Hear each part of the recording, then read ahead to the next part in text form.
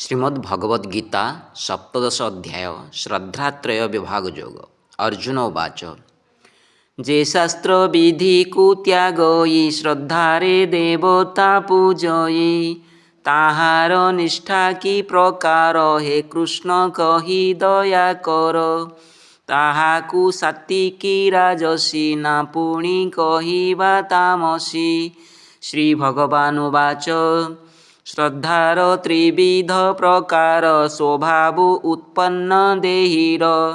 द्विगुण सात्विकी राजसी तृतीय गुणटी तामसी। सत्व स्वभाव अनुरूप हुई शरधा स्वरूप जेमंत शरधा जाहार तेमंत स्वभाव ताहार। भारत कुंतीमानंदन एहा कहन्ति भगवान सात्विक नर उपासना देवता मानक वंदना। यक्ष राक्षस जे पूजई से नर राजस बोलाई भूत प्रेत गण पूजन तामस जन दिए मन। अशास्त्र विहित कठिन तप करई जेउ जन दंभ अहंकार संयुक्त कामना रागरे उन्नत करई शरीर कर्षण अविवेकी चेतनाहीन। मूढ़ से जानी न पारोई शरीरे मोते पीड़ा देई अर्जुन निश्चय जानिब ताहार असुर स्वभाव। जेमंत शरधा अटई सेमंत आहार रुचई श्रद्धा स्वभाव अनुसारे आहार त्रिविध प्रकारे यज्ञ तपदान इत्यादि त्रिविध भेदरे रुहन्ति। एतीनि भेदर वर्णन अर्जुन कहूछि मुशुण आयु स्वास्थ्य सुख आरोग्य आनंद बल अनुराग मधुर स्निग्ध रुचिकर सात्विक प्रिय से आहार पिता खटा अति लवण गरम रुक्ष रसहीन पाटी पेट ज्वाला करई रोग शोक सृष्टि करई दुख कष्ट पुणी दियई राजसी जने प्रिय होई बासी उच्चिष्ट रसहीन अभक्ष्य दुर्गंध भक्षण आनंदे ताकु जे भुंजई तामस जन से बोलाई। यज्ञर त्रिविध वर्धन शुण अर्जुन देई मन फले आकांक्षा न रखई मोठारे चित्त निवेशई विविध यज्ञ जे करई सात्विक यज्ञ से अटई फले आकांक्षा रखी थाई सुदंभ प्रदर्शन पाई स्वार्थ पूरण उद्देश्य रे यज्ञ अनुष्ठान आचरे से परि यज्ञ अनुष्ठान राजस यज्ञ बोली जान शास्त्रर विधि न पाळई मंत्रे व्यतिक्रम करई श्रद्धारहित कर्षा थाई ब्राह्मणे दक्षिणा न देई पुणी अन्न दान तामस यज्ञ ताहा जान। देव ब्राह्मण उपासई गुरु विज्ञ जन पूजई शौच अहिंसा आचरई ब्रह्मचर्य रे स्थित रही सरल भाव आचरण शरीर तप ताहा जान।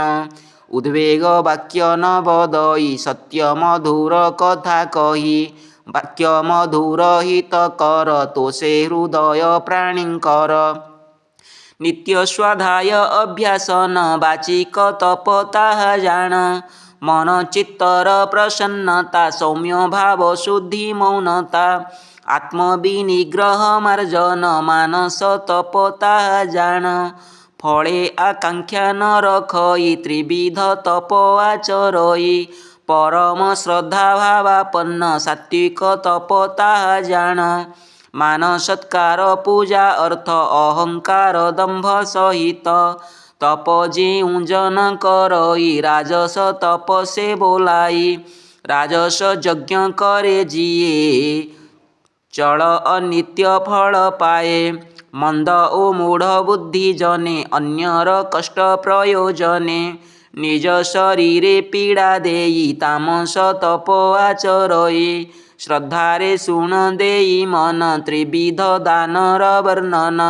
निज कर्तव्य मने करी स्थान काल पात्र विचारी निष्काम भावे देले दान सात्विक बोली ताहा जान फले आकांक्षा रखी थाई प्रत्युपकार आशा नेई अनिच्छा सत्वे दान देई राजस दान से बोलाई त्रिविध नाम ब्रह्मंकर अनादि कारण सृष्टिर अनुपयुक्त काल स्थान अपात्र असत्कार दान अबा अवज्ञा करी दान तामस बोली ताहा जान से नामे प्रणव प्रथम तत्सत् आदि त्रिनाम यज्ञ ब्राह्मण देवगण बहु निर्वेशु सृष्ट जान यज्ञ क्रिया तपदान शरधा बिना वृथा जान यज्ञ दान तप करण आरंभ आरंभु ओंग्र उच्चारण यथायुक्त विधु विधान करन्ति ब्रह्मवादिगण तत्शब्द को उच्चारेण सर्वारंभ कार्य करेण फलरे आशा न रखन्ति निष्कामे सबु करुथन्ति यज्ञ क्रिया ओ तपदान करन्ति मोक्षकांक्षी गण सत्शब्दर प्रयोजन समस्त कार्य हुए जान यज्ञ क्रिया तपदान हे पार्थ कुंतीमानंदन सत शब्द को उच्चारई परमार्थ प्रीति करई यज्ञ क्रिया तपदान शरधा बिना वृथा जान इह पर आदि लोकरे निष्फल से कर्म विचारे एभଳି सर्व अनुष्ठान असत कर्म बोली जान एमंत श्रद्धात्रय ज्ञान कृपे कहन्ति भगवान श्रीमुख श्रद्धा ज्ञान रस कहई दीन कृष्ण दास मदन मोहन अमृत पान करी हुआ सुकृत ओं तत्सदिति श्रीमद्भगवद्गीतासु उपनिषत्सु ब्रह्म विद्यायां योगशास्त्रे श्रीकृष्णार्जुन संवादे श्रद्धात्रय विभाग योग नाम सप्तदशोऽध्यायः।